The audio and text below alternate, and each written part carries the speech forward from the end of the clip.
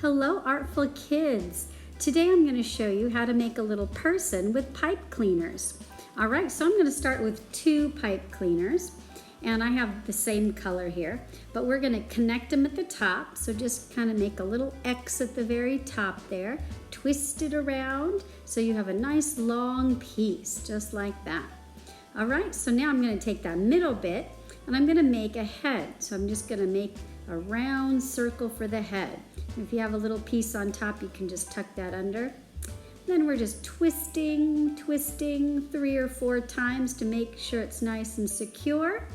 All right, then we're going to take our pipe cleaner and fold it back, fold it out, then fold it back on itself to make the arm. So it's all about going out and then back in again, folding in and out on itself. All right, so just twisting it up, and there I have 2 arms. All right, now getting ready for the legs. So I'm going to twist the 2 together to make the body, and then basically the legs are just the 2 that are left over. And if you have a piece that's a little too long, then you just fold it up, bend it back onto itself, twist it around so it stays really well. And then there you have a little person with 2 legs. There you go. So that's how to make a person using 2 pipe cleaners. All right, now I'm going to show you how to make a person with just 1. And this will just be like a mini little person. So it's all basically the same idea. Okay, so find the middle, make a little loop to be the head, twist it around 3 or 4 times. Reposition that head if you need to.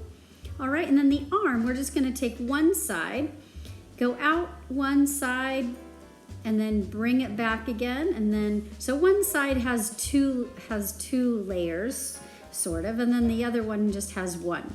We're going to do the same with the foot. So bring one in and then bring it down, or the foot, the leg.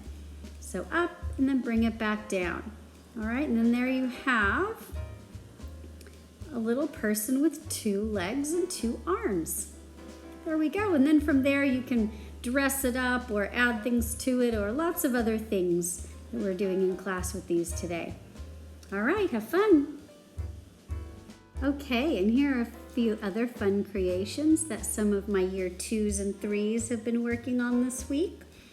So lots of fun things. And remember, the way that I showed you how to make a little person is not the only way. So if you come up with a better way, or you have another fun way to make a person or an animal or anything else, that's totally fine. It's all about experimenting and having fun and creating very interesting creatures.